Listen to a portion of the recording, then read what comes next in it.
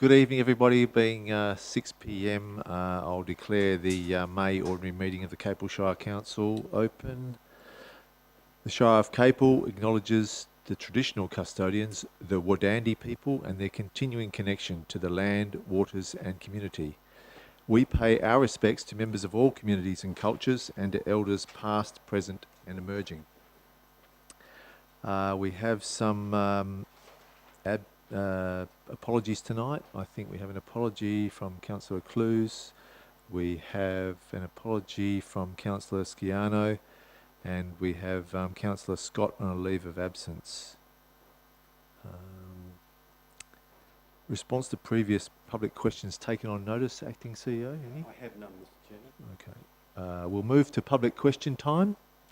I believe there is at least one from a Mr. or Mrs. A Steinbrenner. Mrs.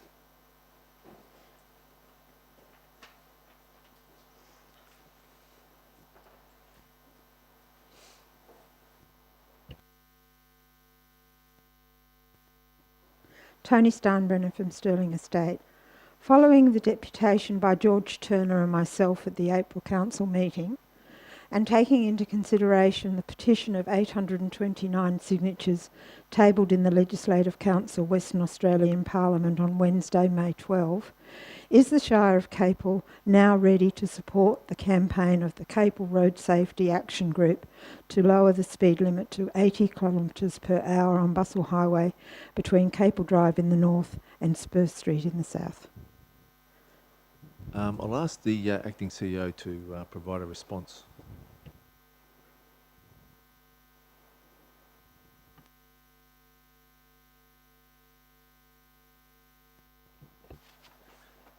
Thank you, Mr. Chairman, and thank you for your question. The answer is quite lengthy, and thanks again for your question. A similar question, including a deputation from the Capel Road Safety Action Group, was raised at the ordinary meeting of the Council held on 28 April 2021. In response to those questions, the Shire responded that any direct action by the Shire at this time is both unnecessary and premature until community consultation can be carried out based upon a full understanding of the issues to be addressed and the options available. The Shire of Capel is aware that Main Roads WA has been conducting investigations over recent years related to the possible need for location and design of multiple interchanges along the Bustle Highway. These are related to a view by Main Roads WA that, as traffic volumes increase, the section of Bustle Highway from south of the Bunbury Outer Ring Road interchange down to Bustleton City will require interchanges at some time in the future to provide for safe access and crossing points to this high-speed network. In the coming decades, traffic volumes similar to Friday afternoons are anticipated to become the norm throughout the week, resulting in growing challenges in providing safe and effective access from side roads, in particular right turn movements. As a result, all existing intersection and driveway access arrangements with Bustle Highway will be under review, where those not planned to have an interchange would either close with alternative local access provided or become left in, left out due to the control of access regulations applying to this standard of highway. The Shire has been assisting Main Roads WA in these early investigations, but is aware that, to date, no firm decisions have been made as to what the future entrance to the Capel town site might look like. One option is for an elevated interchange to be constructed at the southern Capel Drive intersection to provide safe access for the Capel community, as well as access across the highway to the Coast Peppermint Grove Beach community. A motion was presented at the last Ordinary Council meeting following the presentation by the Capel Road Safety Action Group. This motion was lost. That motion read that the Council send a letter to the Minister for Transport and the Commissioner of Main Roads WA advocating support for the Capel Road Safety Action Group and their concerns. The motion was lost 2-5. Based upon these factors, it can be stated that the Shire of Capel has sympathy for the objectives of the Capel Road Safety Action Group, but the Shire of Capel is not ready to support the campaign of the Capel Road Safety Action Group at this time. Thank you. Thank you, Acting CEO. Do we have any other questions? If not, we can move on to the motion that, in accordance with Section 5.214 of the Local Government Act, the vote of all members present be recorded following each vote at this meeting of the Council. I move so. Do I have a seconder? Councillor Andrew. Those in favour? That's unanimous. Do we have any applications for leave of absence? No. Okay. We'll move to declarations of interest, and I have a few here. Councillor Kitchen has declared he has a proximity interest in the item 14.3, the Meadowbrook Lifestyle Village Amendment. Councillor Kitchen says has declared a financial interest in 13.5, the Boyne Up Sale Yards motion. And Councillor Kitchen again has declared an impartiality interest in relation to 14.6, the Fire Control Officer appointments. Do we have any items to be discussed behind closed doors? No, we don't, Mr. Chairman. Right. Confirmation of minutes of the Ordinary Council meeting held on the 28th of April 2021. Do I have a mover? Councillor Andrew, seconded Councillor Kitchen. Any discussion on those? None. We'll put it to the vote. Those in favour? Carried unanimous. As read there in the agenda. Announcements by person presiding without discussion. Now I think we have something that Councillor Mogg wants to present.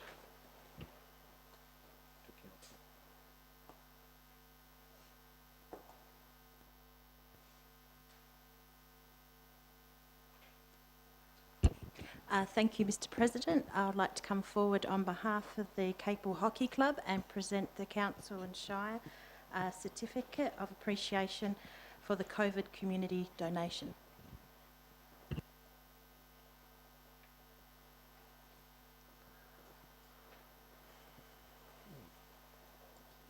you. Very nice. Okay, thanks for that. That'll go straight to the Cabinet. I do have another announcement, and that's on the matter that's been raised, I think, in the last couple of question times here, and that is the matter of my personal involvement with volunteer bushfire brigades. I wish to begin by saying how disappointed I am that I need to make a statement like this. It's unfortunate, and I think it lowers the community that there exists, unfortunately, a small group, which includes some failed council election candidates, who it seems are so aggrieved with the outcome of the last council election, they've set out to attack me on social media, criticise me and this council, defame me, lodge persistent, trivial complaints about me, and even come here to question time to continue harassing me. It is bullying behaviour, and it has become relentless. I can handle it, but as I've touched on previously here, it has an obvious impact on those close to me and therefore has become untenable. I first tried engaging with and responding to this small gang of people, and that just led down a somewhat poisonous rabbit hole of social media. So I exited social media and tried to ignore them. Then I gave them what they want and announced I will not be recontesting the council elections later this year. Unfortunately, even this seems not to have satisfied what I now call the cabal. It seems no matter what I do, I am forced to deal with continuing vexatious allegations and complaints on an almost weekly basis. The nasty, small cabal has of late found what they think is fertile ground in a rather innocuous comment I made when speaking with a reporter following the council meeting, Ordinary Council meeting on January 25 this year, during which I withdrew a motion relating to the mishandling of an injured volunteer at the fire in North Boyne late last year. While being interviewed on this issue after the meeting, I told reporters, by way of context, that I myself had served as a volunteer firefighter in the past and was at that time currently a member of a volunteer brigade. Those statements were true to the best of my belief. I am not a liar. I shouldn't have to go to these lengths, but I'll take this opportunity to explain the background and the timeline of the events in question, and I hope by doing so, all the reasonable and fair-minded majority of people will see that these were perfectly legitimate statements for me to make, and we may then hopefully be able to find some clear air so that this council can move on to more important work which we are trying to do to change the culture of this Shire Council and shift our focus to bringing the best assets of the Shire to the fore for the betterment of all of the community. About 18 years ago, when I moved from Perth to Bridgetown with my young family, I lived for a while at the farm owned by my father and mother-in-law near Marrinup Ford between Bridgetown and Nannup. My father-in-law was a member of the local Bushfire Brigade, the Marrinup Brigade. The captain of the brigade at the time was a neighbour of ours, Mr. Hugh Brown. In those days, nearly every property owner had what was called a fire unit, a demountable setup of water tank hoses and petrol-powered pump which you could slip on and off the back of a ute as required. I acquired a ute and a fire unit. When Mr. Brown and I became acquainted, he asked if I would sign up to the local volunteer Bushfire Brigade. I agreed, and I subsequently attended 1 or 2 meetings and training sessions. I was also issued with PPE, which included a yellow fire-resistant coat and a helmet. Over the next few years, I attended and helped to fight several wildfires in the Bridgetown district. Anyone who wishes to seek verification of the foregoing may contact Mr. Hugh Brown at his business, which is the Marrinup Ford Caravan Park. In 2016, we moved to our present home in Jelorup, and in 2017, I was elected to this council. I had always intended to one day continue my service as a volunteer firefighter and join the local brigade. In November last year, I was contacted by Mr. Jeff McDougall and his wife, Ms. Glenys Malatesta. Jeff is Fire Control Officer and the Jelorup Brigade's representative on this Shire's Bushfire Advisory Committee, or BFAC as it is known. Glenys is the Brigade Captain. Mr. McDougall and Ms. Malatesta invited me to their home on November 3 to brief me about events which occurred at the fire in North Boynup about a month earlier, or a few weeks earlier, during which Ms. Malatesta suffered a serious burn to her hand. As a result of our discussion and the information I had been given about the events, I brought these matters to the attention of Shire officers and later brought a couple of motions to this Shire, to the council. During that meeting, they invited me to join the Jelorup Brigade, and I agreed. I'd always thought I would do that one day, so I agreed. They asked me to attend the next brigade meeting on December the 7th, during which they would, quote, sign me up. On the day of the meeting, Mr. McDougall sent a text to me reminding me to attend the meeting at 5:30 p.m, which I did.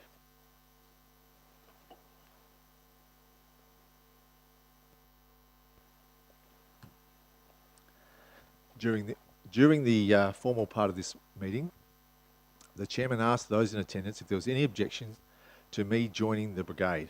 There were none, and the membership paperwork was completed and signed after this meeting by myself and Ms. Malatesta.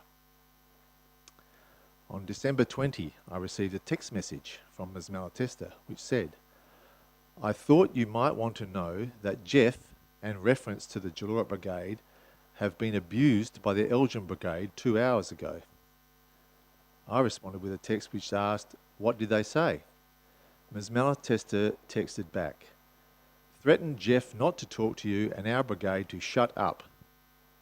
Our whole brigade backs you."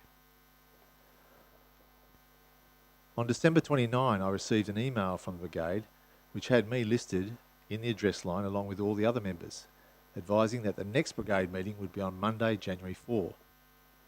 I attended the January 4 meeting as a member of the brigade and participated in discussions and voting. 2 days later, on January 6th, I had an email exchange with Mr. Acting CEO beside me, Mr. Robert Stewart, And in essence, I asked him why I had not yet received official confirmation of my membership of the Gillorot Brigade. Mr. Stewart advised that everything appeared in order, but said the only wrinkle, in quotes, was that I was yet to complete the mandatory training requirements. He mentioned the Shire was also waiting for a police clearance certificate, which is also required. I dealt with both these matters on the same day. I sent Mr. Stewart a copy of my current police clearance certificate, and I also sent Mr. Stewart a copy of advice I had sought and received from DFES, which said prospective members were expected to join a brigade first before completing the necessary training modules. I received an email from Mr. Stewart at 3:39 p.m. that same day, January 6, which said, when we receive the police check, we can process your application, and I emphasise, he then said, you would then be a member of the brigade. Therefore, nearly 3 weeks later, at the January council meeting, when I spoke to reporters afterwards, I held a reasonable belief that I had both once been a member of the Marrinup Volunteer Bushfire Brigade, and that I had recently become a member of the Gillorot Brigade. Following?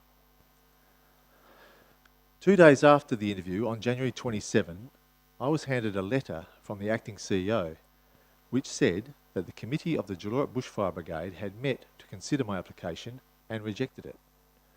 I was completely blindsided and baffled by this, given that I had been accepted by and welcomed into the brigade in early December. The letter says these were the grounds given for the decision. There was, quote, animosity between myself and various other parties. These were not identified.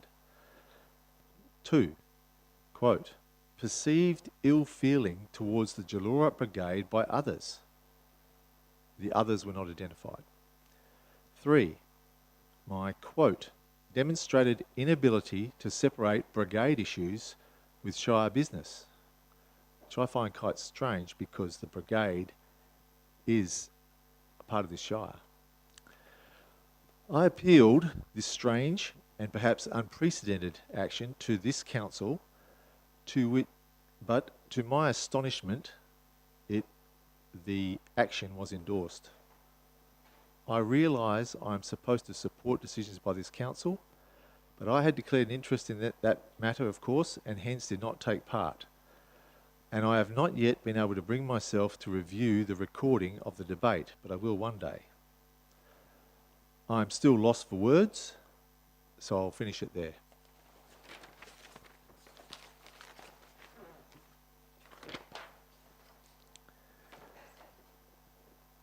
We now move to petitions, deputations and presentations. Do we have any? Not to my knowledge. Any motions of which previous notice has been given? I think there's one here.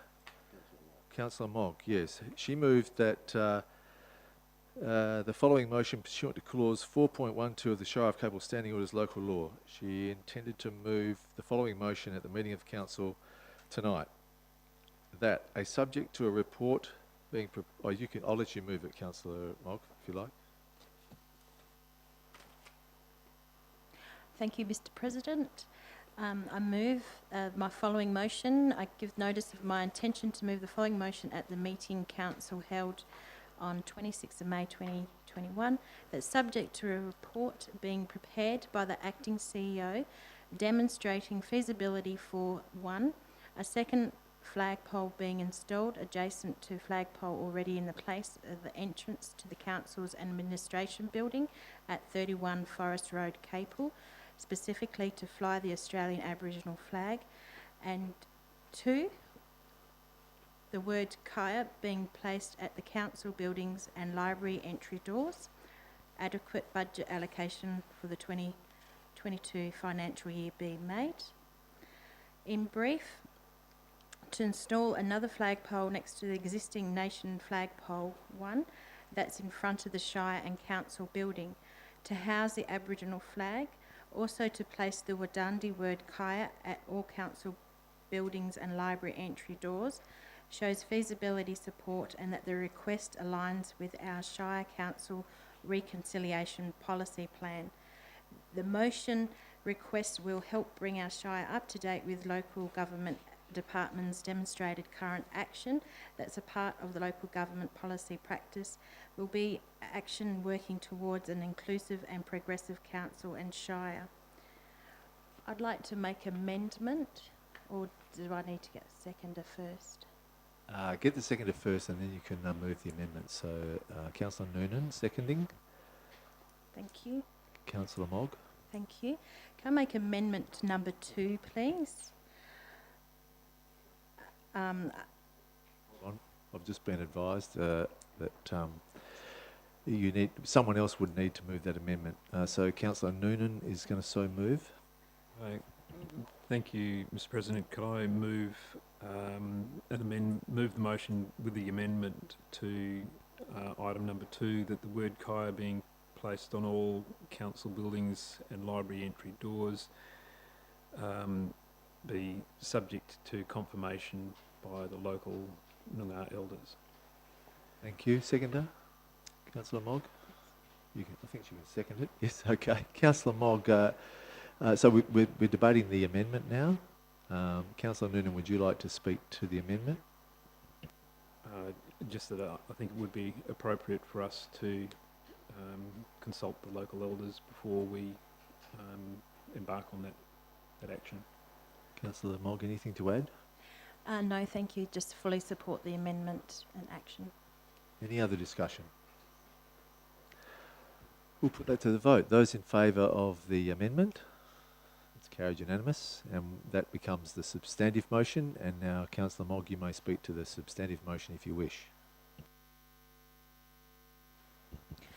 Thank you, Mr. President. And thank you for adopting this substantive motion.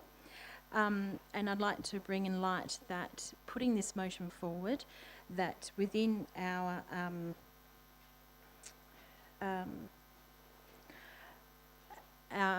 reconciliation policy plan, that we do have a budget and an action putting forward for flags to be placed at the front of our council building already.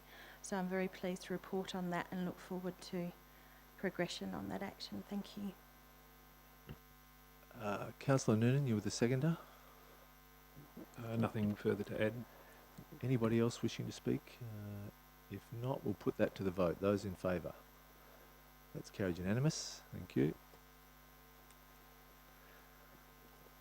Are there any questions of which previous notice has been given? No. We move to 13.1, the annual meeting of electors, consideration of the resolutions.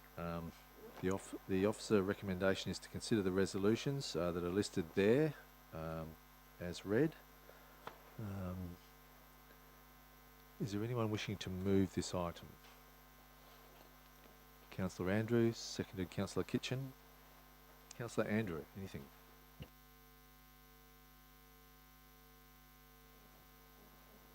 Councillor Kitchen. Thank you, Mr. President. I suppose I'll just say good to see these resolutions coming forward. I look forward to seeing the outcome of them. But I do want to put my support behind the first one there, the appreciation of our Shire employees. I do want to throw my weight behind that one. They do a very good job, sometimes thankless like a lot of things, but their efforts and their actions are very much appreciated. Can I just ask Mr. Acting CEO what the mechanisms, if this was carried tonight, what the mechanisms that would follow would be now? Thank you, Mr. Chairman. You will see that some of those matters have yet to be examined. We haven't started any of that work until we got the imprimatur, if you like, from the council. Obviously, we can move forward with letting the staff know about the vote of appreciation, but other areas where we're going to have to do some research, and I would expect that they would come back to the council most likely at different meetings with full reports, of course, by the council staff.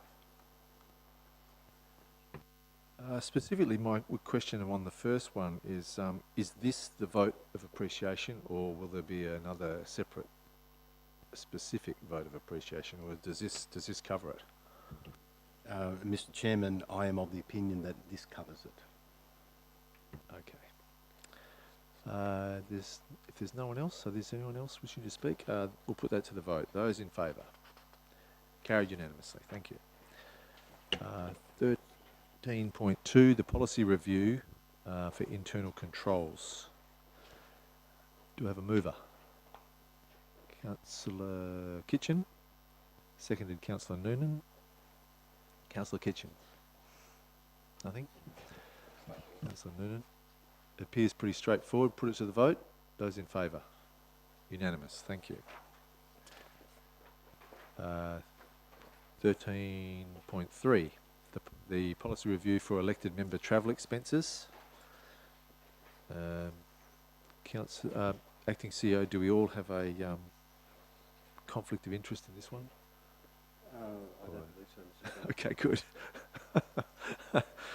Okay. Do I have a mover? Councillor Noonan. Councillor Kitchen, seconded. Any discussion? Mr. Chairman, could I just make one quick note? Please do.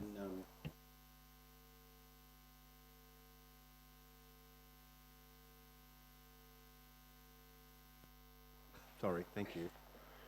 Sorry, Mr. Chairman, just to make sure everybody's aware, in Part 8, the paragraph following Part 8, you can see the words by the Director, Community and Corporate.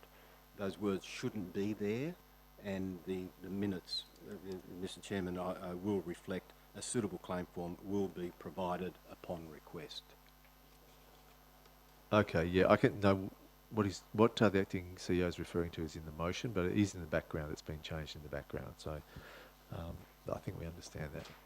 Thank you, Mr. Chairman. Those in favour? Carried unanimous. Thank you.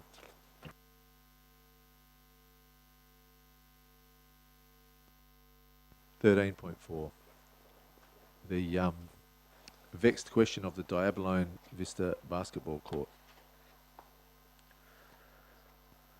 Do I have anyone wishing to move that motion, the officer's recommendation? You have a question? So, Mr. Chairman, just a point. The motion has already been moved and seconded, so it doesn't need another one. The part in the report is saying that we're not ready at the moment. We're still doing our experimentation, and a further formal motion to adjourn the debate until next month would be adequate for the time being. Thanks. I see. Yeah, I understand now. So this is an item which was deferred from the May meeting to this meeting. Yes. We're still not ready to, I think, debate it properly. So I'll move that we defer it to the June Ordinary Council meeting. Seconded, Councillor Andrew. If everyone's ready to vote, we go ahead. Those in favour? That's carried unanimous. Thank you.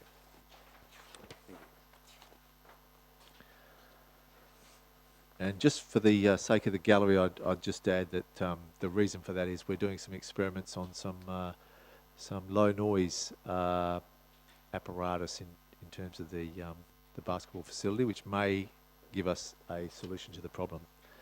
The next item is 13.5, the Boyne Up Sale Yards, and Councillor Kitchen's leaving the room because of his conflict, which leaves us, I think, without a quorum. So the meeting, what's the word? We've just lost the quorum. We've lost the quorum. We've lost the quorum. So we can't proceed with this item.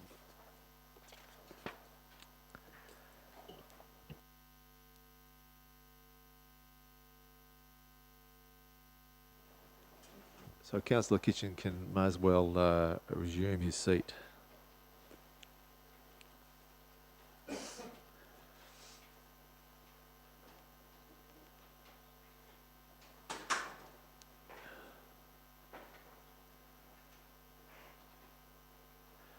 The next item is item 14.1, the policy review on shade and Sunsmart policy. Do I have anyone wishing to move the officer recommendation? Councillor Noonan. Seconded Councillor Kitchen. Councillor Noonan. Thanks, Mr. President. Yes, obviously it's a very, very important factor, the provision of shade. We're becoming more and more conscious, more aware of the impact and the importance of providing those facilities. So I'd encourage the council, obviously, to support this motion, which helps to tidy up that policy. Thank you. Councillor Kitchen. Thank you, Mr. President. Yeah, just agree with the comments of Councillor Noonan, and does tidy it up a bit, but it's a policy I'm very much happy to support it, as it has guided our shade sales program, which this local government has won awards for. So very happy to see this policy cleaned up a bit more, and hopefully put us in the running for another one. Anyone else wishing to speak? We'll put it to the vote. Those in favour? Carried unanimous. We move to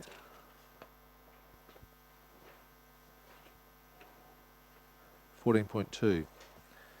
The I can't see the. Oh, here it is. Child Family Care Centre, Lot 9, Southwestern Highway, Boynup. Anyone interested in moving the officer recommendation? Councillor Noonan. Seconded Councillor Andrew. Councillor Noonan. I'd like to move the officer's recommendation that in accordance with clause 68.2b in Schedule 2, Part 9 of the deeming provisions for local planning schemes, planning and development, local planning schemes, Regulation 2015, development approval be granted for a child family care centre at Lot 9, 36 Southwestern Highway, Boynup, subject to conditions. And the conditions are there if you are interested. Seconded Councillor Andrew. Yes? Anything? Oh. Councillor Noonan. No. I'd just like to say that I think that this is going to be a really well-utilised asset within the Boynup community.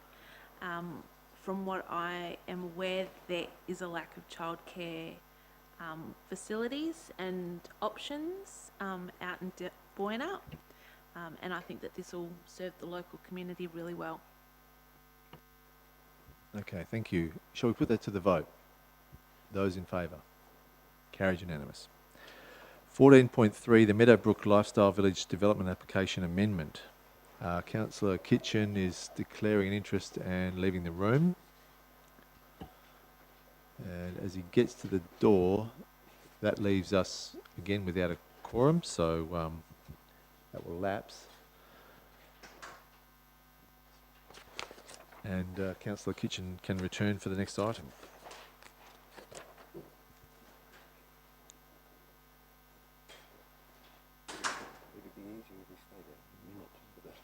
Would it? A whole minute when the clock moves. Oh, yeah. We can fudge it. Okay, 14.4, the tender for tree pruning, mulching and removal of trees. Do I have a mover? Councillor Mogg. Seconder, Councillor Kitchen. You don't wish to move it? Oh, we don't have a mover. We have Councillor Kitchen as the mover and Councillor Noonan as the seconder. Councillor Kitchen. Thank you, Mr. President. A straightforward recommendation. We've had a look at the evaluation criteria, and you can see the evaluations and why that contract is recommended. It's good to lock in this contract, considering how much arbor costs can cost us. So to have a contract in place for those sorts of emergency things, as trees do happen to come down during those storm events, leads to some better savings for the local government across the year. So happy to move that.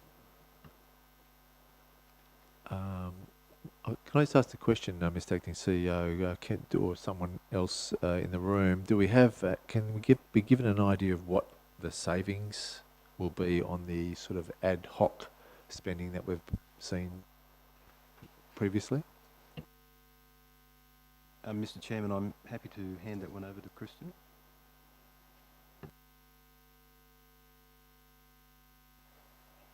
Thank you, Mr. President. In terms of the actual ad hoc costs, it's not possible to specify the exact amount of saving per annum, because they float up and down. One year we do a lot due to storm damage. One year, and next year we might do virtually nothing. But on a per tree or per square metre of material removed, we're looking at around 15 to 20%. But as a total dollars saved, it, can't be guaranteed. Okay, no, thanks. That helps us.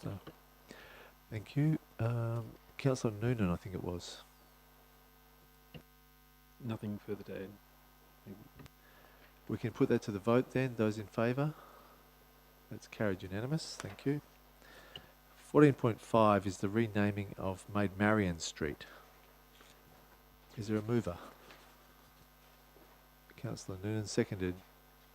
Councillor Kitchen. Councillor Noonan. Thank you, Mr. President. I'd like to move the officer's recommendation that initial consultation with residents of Maid Marian Street in Dalyella, with a view to achieving consensus for renaming of the road, be endorsed. And 2, that a further report be prepared for the Council's consideration at the conclusion of the consultation, but no later than September 2021. Thank you. Councillor Kitchen. Now, I have a question. I'm not really following the first point. Initial consultation with the residents with a view to achieving consensus should be endorsed. What are we endorsing, Mr. Acting CEO? Thank you, Mr. Chairman. We're endorsing the process that we're going to undertake to consult with the residents. There's been some changes to the way councils have to look at the changes of names. But isn't that covered by item 2 of the recommendation?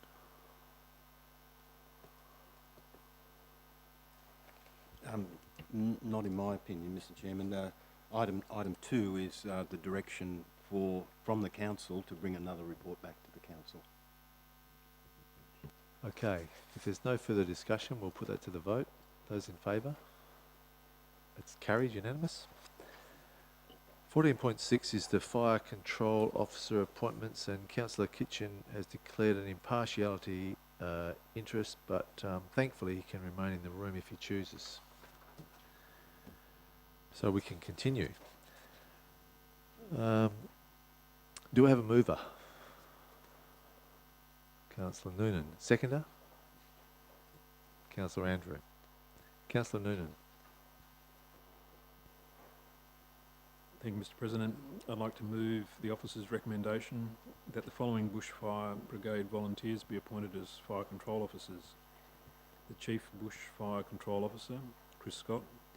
Deputy Chief Bushfire Control Officer, Murray Scott. Bushfire Control Officers for Julora, Jeff McDougall, Graham Briggs, Neil Rollinson. For Elgin, Chris Scott, Barry Bell, Murray Scott. For Boyna, Brian Smith, Daniel Tate. For Capel, Peter Dunlop. Kevin Scott. For Stirling, Mark Roberts. For the Shire of Capel, Andrea Sirik, Mark O'Connor, Edwin Moore, Jason McNabb, Donna Peed and Andrew Ryder. Number 2, that all previous appointments be cancelled. Any further discussion as we have a seconder? Any further discussion from you? Thank you, Mr. President. I would like to endorse that recommendation from the officers and acknowledge the work, the very important work that all of these volunteers do make, that they have made over a long period of time, that all firefighters, volunteer firefighters, indeed make. And it's good to have that amount of experience and dedication within our shire. So I ask members to support the recommendation. Councillor, who was it? Councillor Andrew?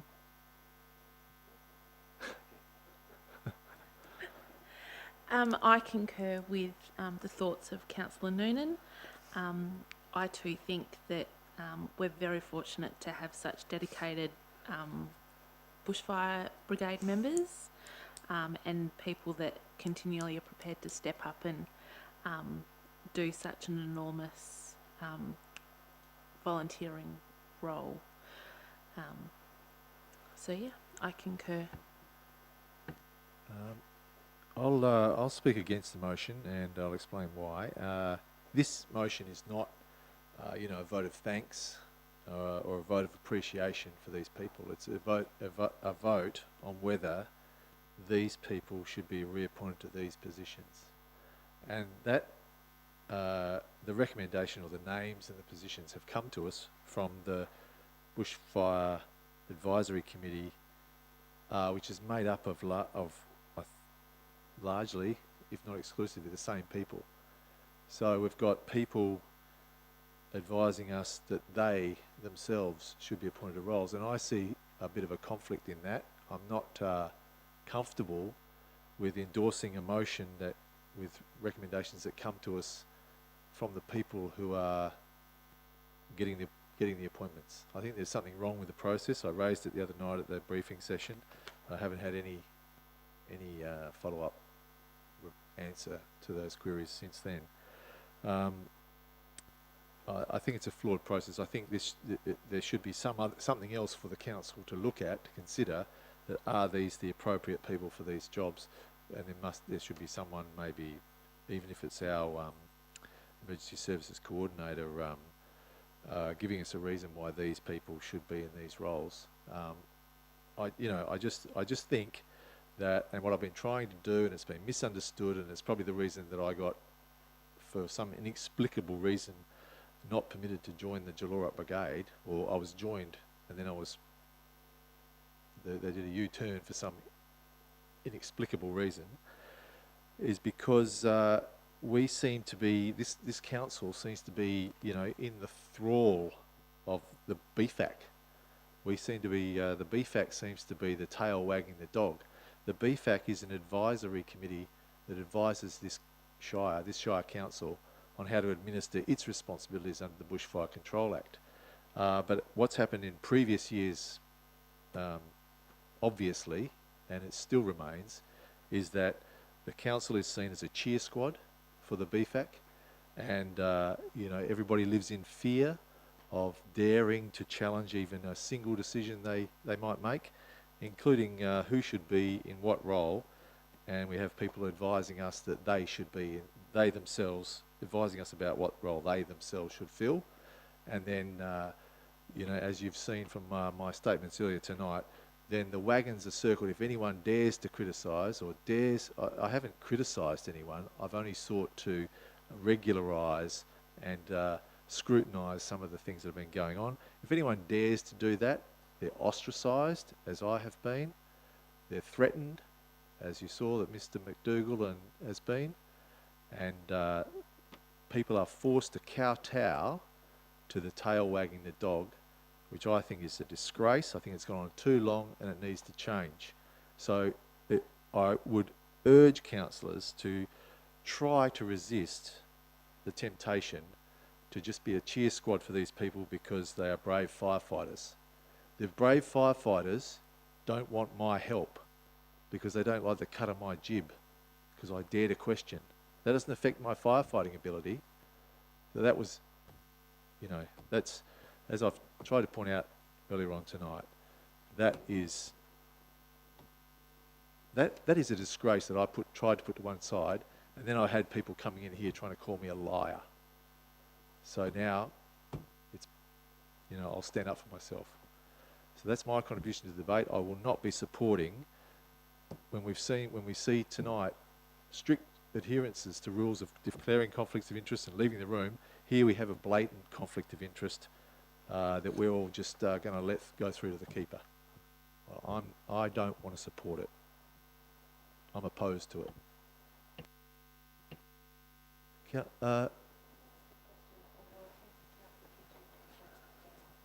Councillor Kitchen. Thank you, Mr. President.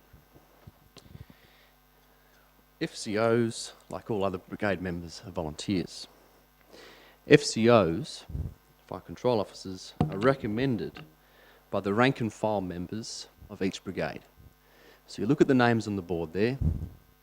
Each one of those members has been recommended by their fellow members that these are the people we want to lead us on the fire ground, no matter how big, no small, or small. These are the people that we are putting our faith in as fire control officers. And fire control officer has a huge role. Doesn't sound like much because you can't really control fire. You can just battle it and try and do what you will to protect property and protect life. A fire control officer is a decision maker. They are a manager. They are an incident controller. They are an incident appreciator. And what that means is, on the small fires, it's, go around there and just behind that shed, just make sure it hasn't run away. On the big fires, it's that property we can defend, that one we can't. And you've just made a decision that if a fire comes up this hill or wherever, that you can't protect that person's house where they've built their life. That's the sort of decisions they're making. Incident escalation, making sure you've got the right resources, requirements that you need to keep that fire under control. And then incident appreciation, when you get there, determining what you need, where this is going, wind direction, all those variable factors. During the fire, making sure you're still resourced. Then after the fire, what did we do? Could we have done it better? How was it handled? What went wrong? That is what these people do. And they're recommended, as I said, by their fellow brigade members, because you need to have trust in these people. You need to believe in their ability to lead. The BFAC then just offers their support. They're not the final recommender. They just offer their support. And that's the actual recommendation that comes from BFAC, that we support these appointments. Not that we advise on them, we recommend it, it's just that we support them. So that is... Councillor Kitchen, can I just stop you there while I look at a point of order? Where's the standing orders?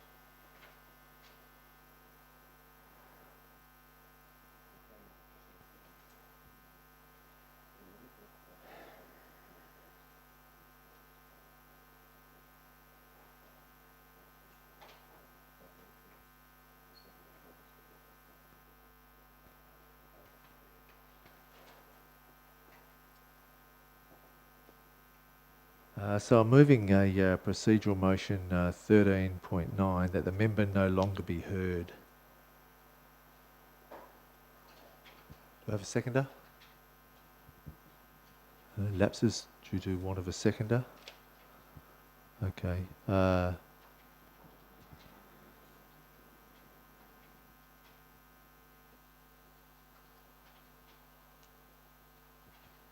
I'll move a procedural motion under 13.4 that the motion be now put. Do I have a seconder?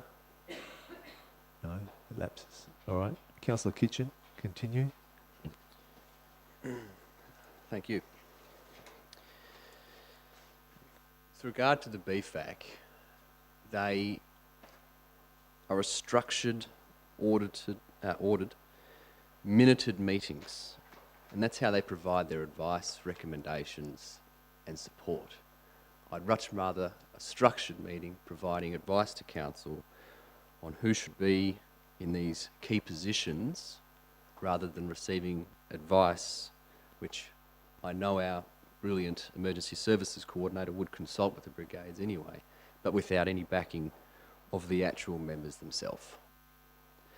I don't have anything further to add other than I hope that council supports this recommendation. Anyone else wishing to speak for or against the motion? Councillor Andrew. So I had two questions. The first one was whether or not the bushfire control officers are elected from the members from those individual brigades. Councillor Kitchens answered that one. Hang on. Sorry. I think you should put that question because I don't think he has answered it, or if he has answered it, I think he's given a misleading answer. Okay. So you should perhaps ask somebody who can answer it with Well, authority. if I could ask the acting CEO through Yes. the chair. Acting CEO, could you help with that one? Are the fire control officers elected by the rank and file as indicated by Councillor Kitchen? Mr. Chairman, I haven't attended any bushfire meetings at the Shire of Capel, but I believe the normal practice is for fire control officers to be elected at the brigade level, which then gets referred to BFAC, which then gets referred to the council. Okay, so if I can, because you've asked the question through me, if I can assist with the answer to that, what we're looking at here in front of us is a motion to appoint those officers. So they cannot be elected by anyone except they can be recommended by other people, but they can only be appointed by us. Okay. And I draw your attention to, at the bottom of page 58, consultation, the Bushfire Advisory Committee considered the appointment of fire control officers at a special meeting held on the 13th of April 2021, which has then come to us. So I don't see anything here in consultation that says they've been elected by rank and file, so to speak. Okay. Thank you. So my second question was, who are the six names in regards to the Shire of Capel? What are their positions at the Shire and what do they do? Acting CEO. Mr. Chairman, I might refer that one to Kristen, just so I don't make a mistake. Thank you, Mr. President. Andrina Sirik is the Emergency Services Coordinator for the Shire. Mark O'Connor is the Chief Ranger for the Shire. Edwin Moore is a Ranger for the Shire. Jason McNabb is a Ranger for the Shire. Donna Peed is a Ranger for the Shire. And Andrew Ryder is a Casual Ranger for the Shire.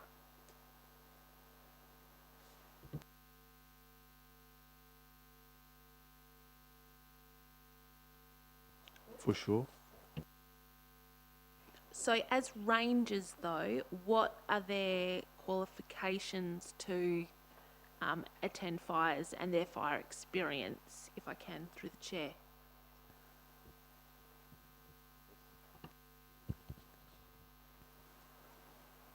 Yes, please. They will have various training similar to bushfire volunteers. Their main role on behalf of the Shire, however, is to ensure the control of permits to burn. So rather than controlling fires, they won't attend a fire on the truck, but they manage the permit to burn system. Can I ask you a couple of follow-ups? If could they manage the permit to burn system without being FCOs?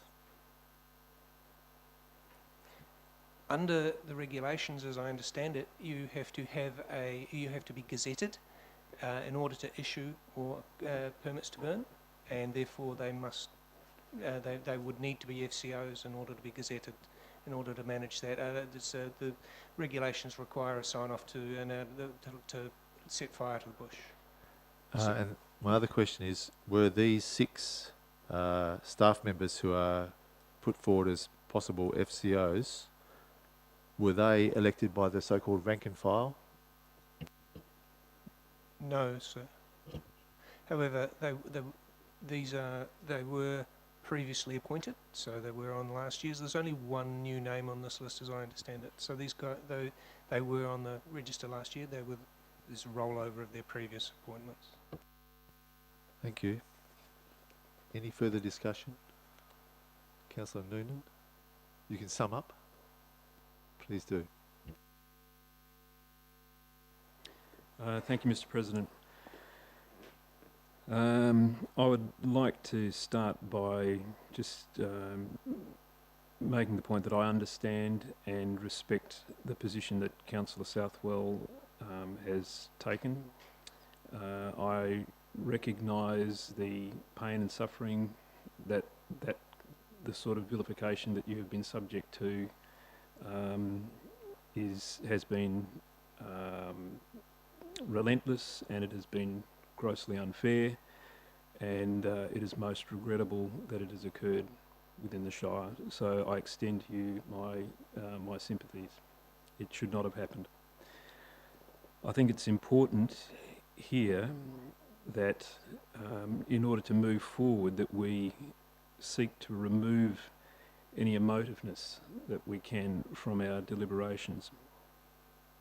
I appreciate the comments that Councillor Kitchen and the Acting CEO have made in terms of the methods in which members of the BFAC are recommended or put forward by the various different brigades, and I can't think of an alternative method, and so I do know many of these people. I am quite confident and happy to put my trust in them to do the right thing. I think that they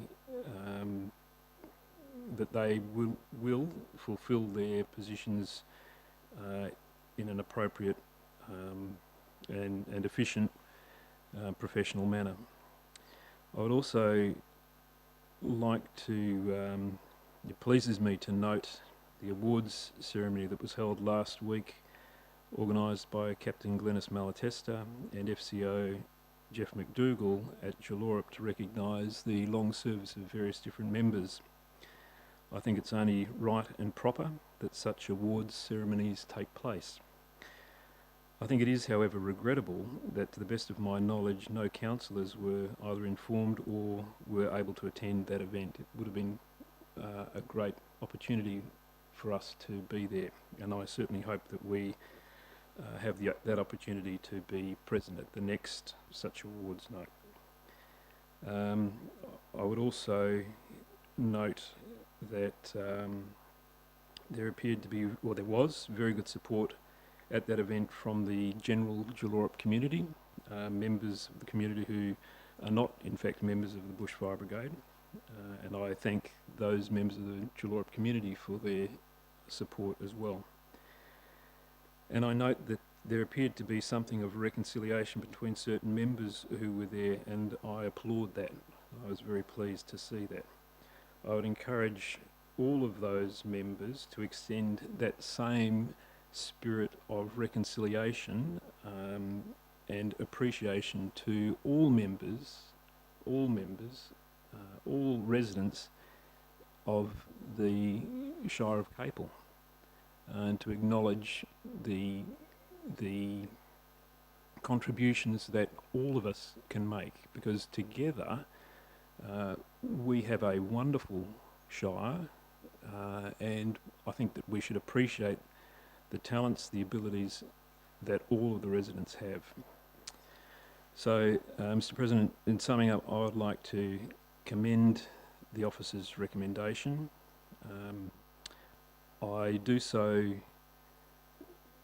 very mindful of the fact that BFAC is an advisory body to us, that they will give us their recommendations. We are then free to either accept or to amend or to reject any advice that they give. I appreciate the work that they do, the thought that they give, the experience that they have as they make those recommendations or give that advice. But I'm very conscious that ultimately we are the ones responsible and we make the decision. So I would like to thank them for these recommendations, for these volunteers standing up to be appointed to those positions, and I'd like to support the officer's recommendation. Thank you, Councillor Noonan. Well spoken. We'll put it to the vote. Those in favour? Those against? It's carried 5-1 with just myself against. 4-1, sorry. 4-1. Correction. 14.7, the 2021-22 Bushfire Prevention Order. Do I have a mover? Councillor Noonan, seconded Councillor Kitchen.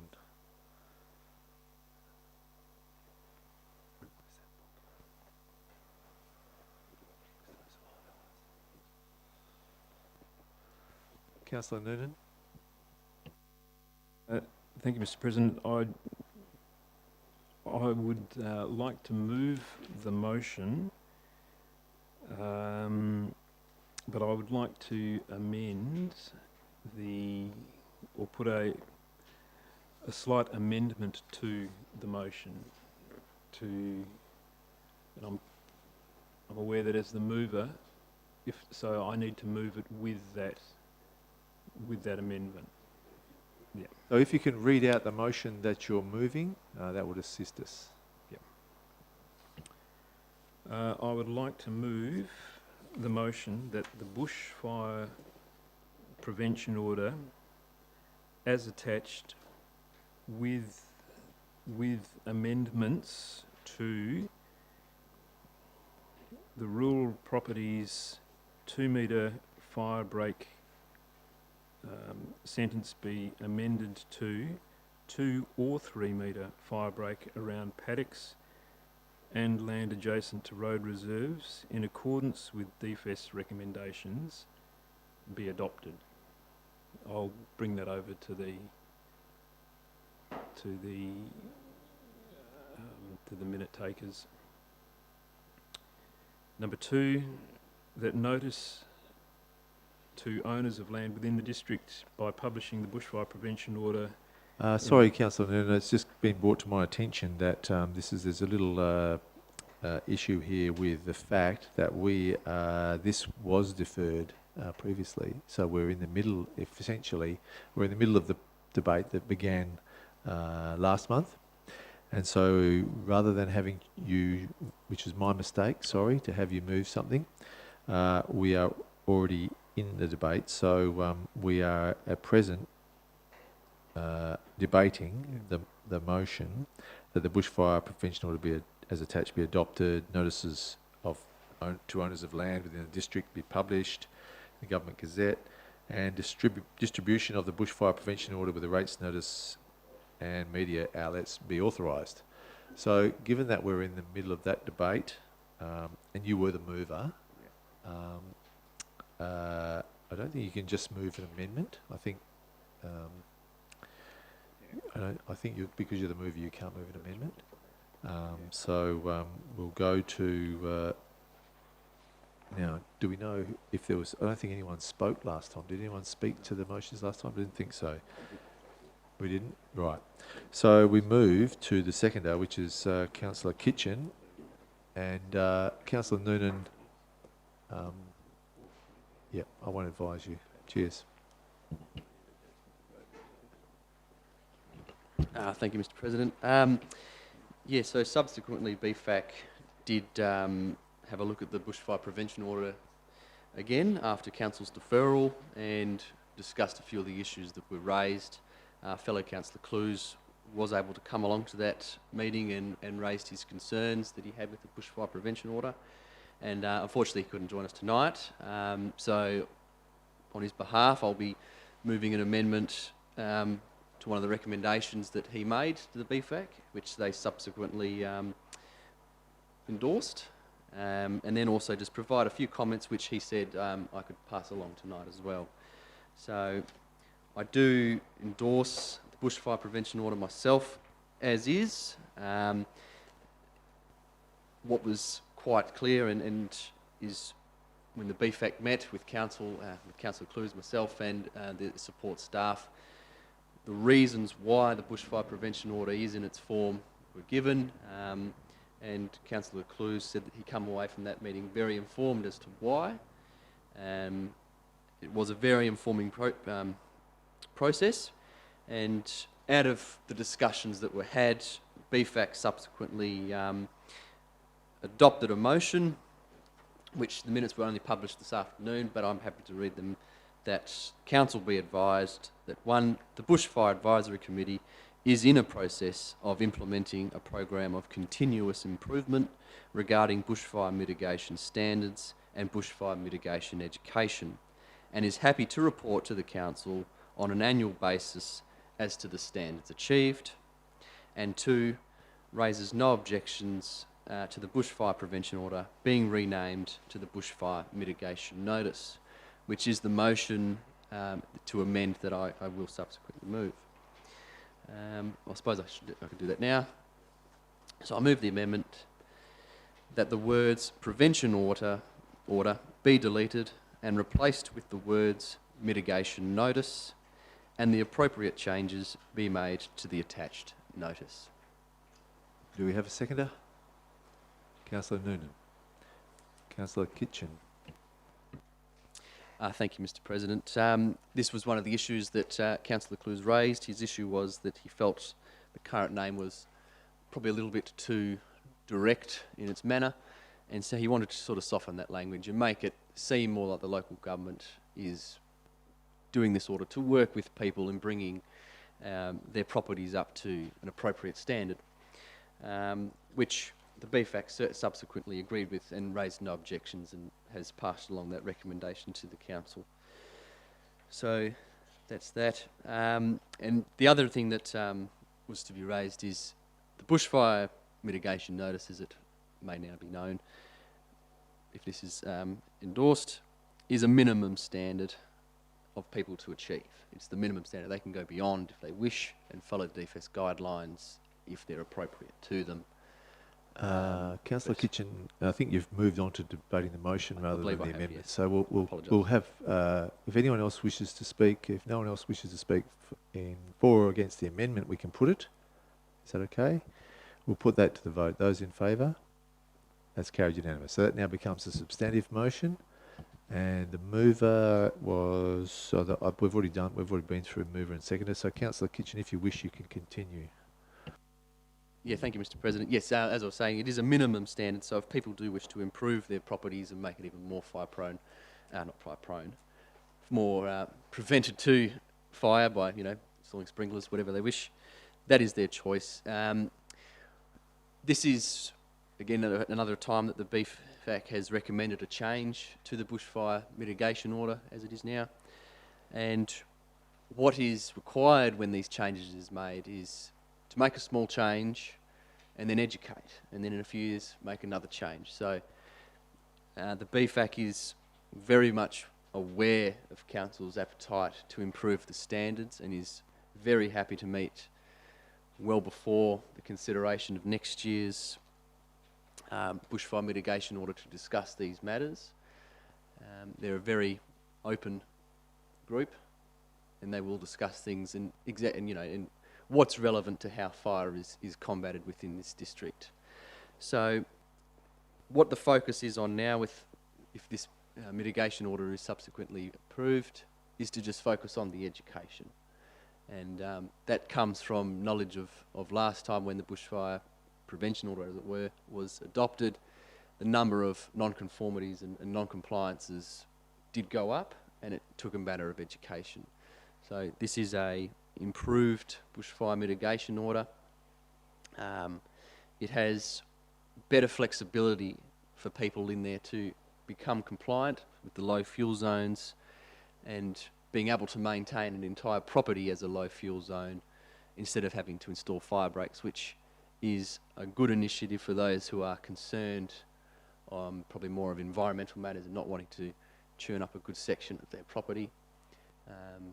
They can maintain more of a manicured area to meet those standards, and it's enables the FCO who is conducting the fire break inspections and compliance inspections greater flexibility in allowing people to either put in variations if they require as well.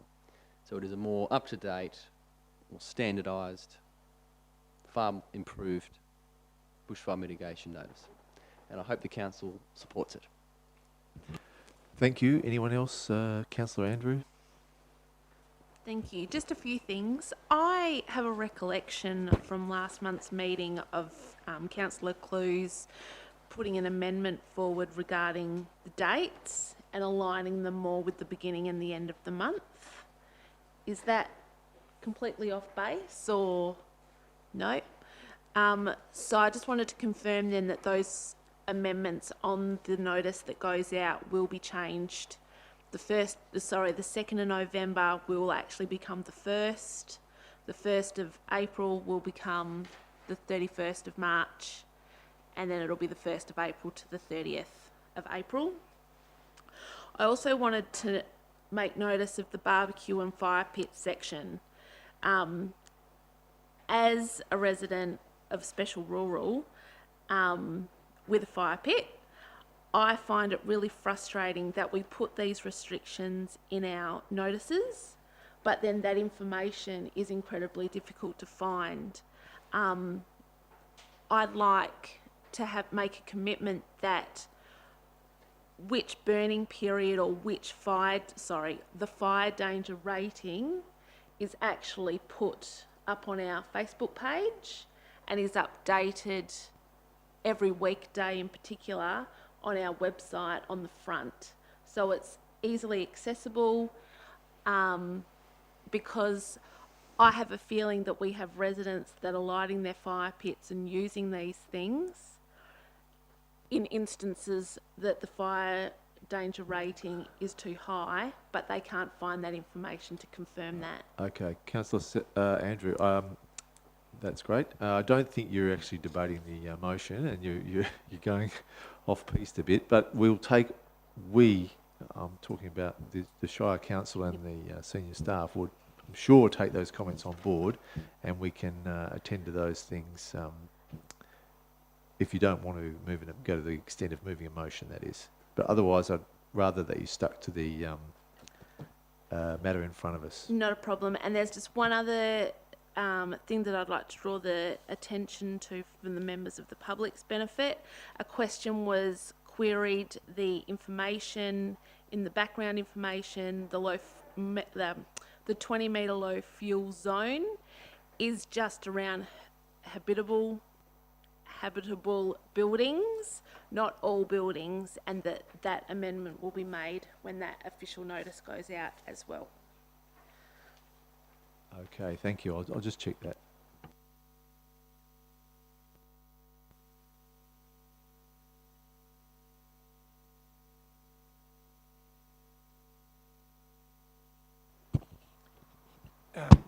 Thank you, Mr. President. I'm aware that question was asked to the Emergency Services Coordinator, and that the response that Councillor Andrews provided is correct. Okay, thank you. If there's Councillor Noonan summing up, please do.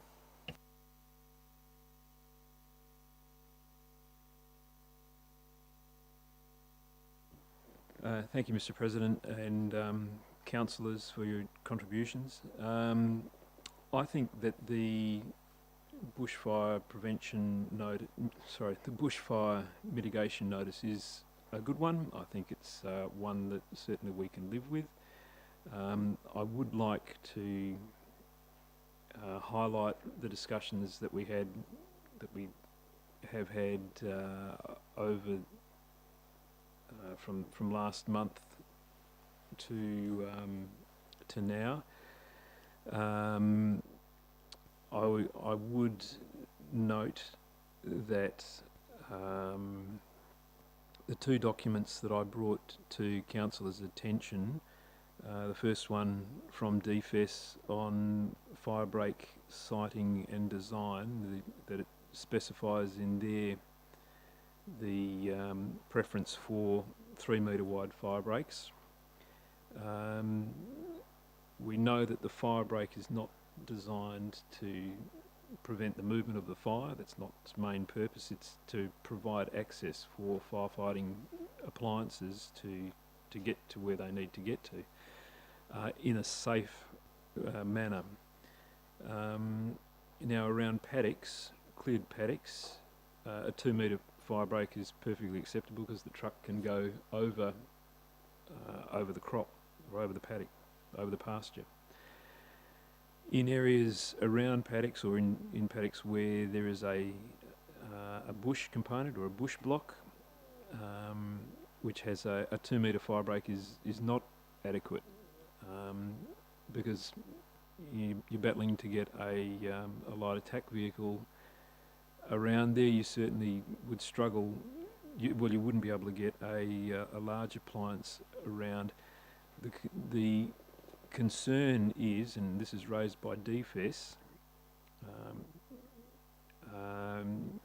is providing safe access for our firefighters and ensuring, and I would like to see us as a Shire get to the point where we become the gold standard in the southwest for our bushfire mitigation notice and the levels of compliance and the safety that we can ensure for all bushfire volunteers, those within the Shire, but in particular, if we ever have a large conflagration, people who come from other shires, in other appliances who are not so familiar with our terrain or with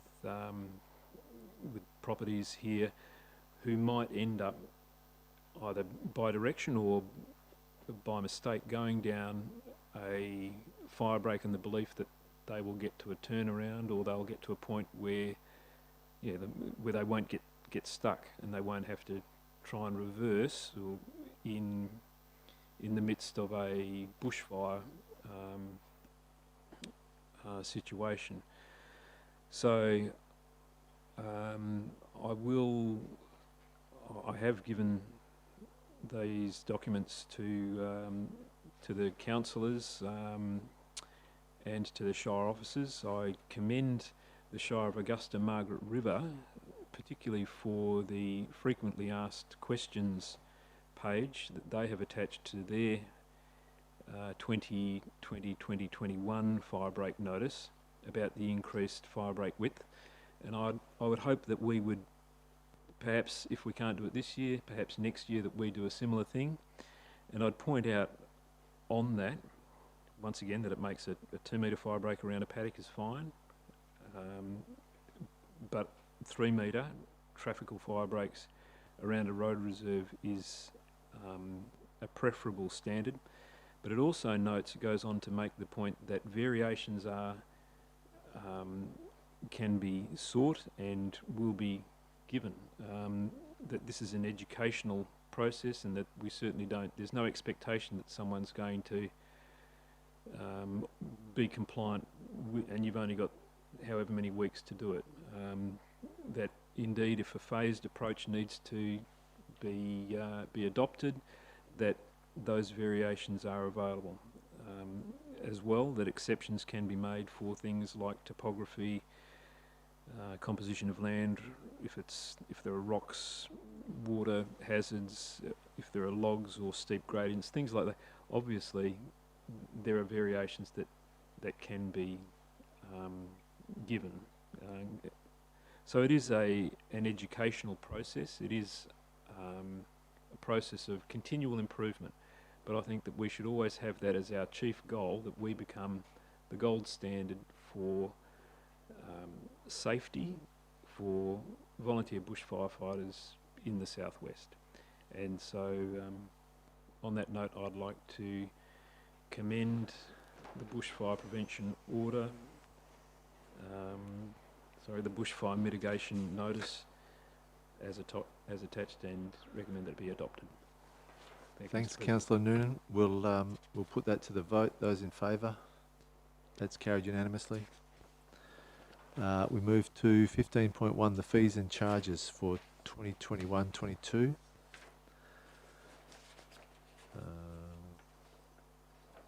Do I have a mover?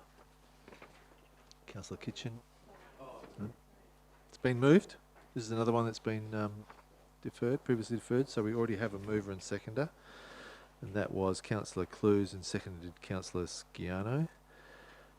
We have any other discussion, any further discussion or debate on that one?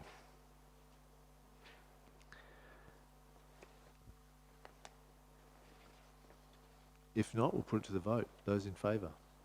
Carried unanimously. 15.2, the Shire of Capel event sponsorship funding, event service agreements. You have the officer recommendation there. Agreements with Hummingbird Promotions. Anyone want to move that? Councillor Mogg. Seconded Councillor Kitchen. Councillor Mogg. Thank you, Mr. President. I accept the motion as read and support the officer's recommendation. Okay, Councillor Kitchen.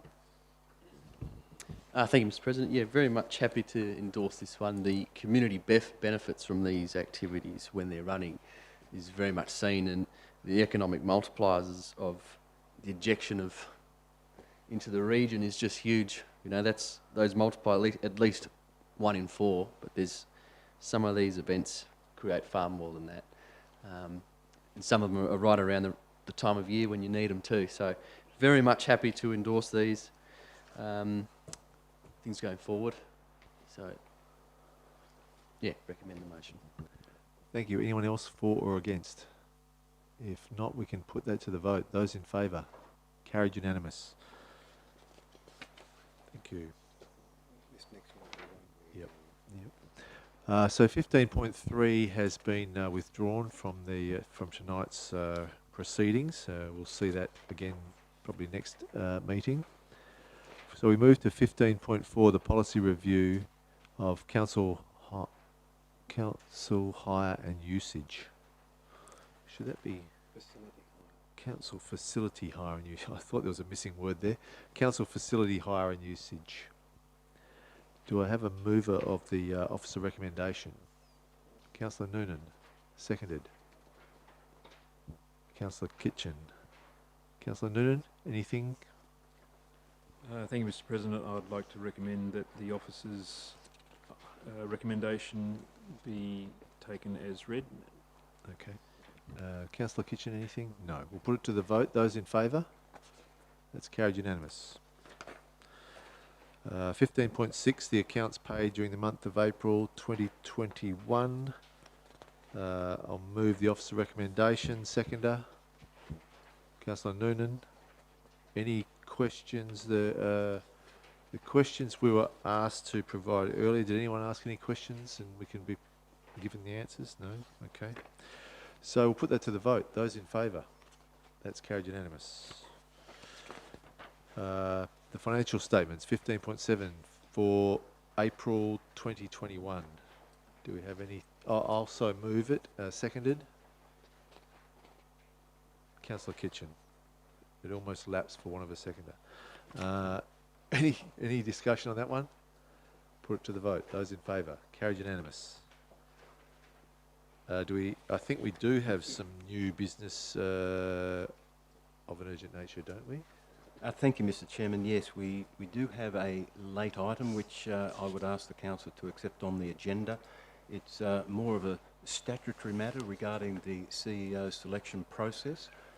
We've had a minor issue surrounding the adoption of the new regulations regarding the employment of a CEO were promulgated at exactly the same time that the council was putting its committee together. So all we need to do tonight is to effectively ensure that the selection criteria for the CEO have been endorsed by the council. Yep.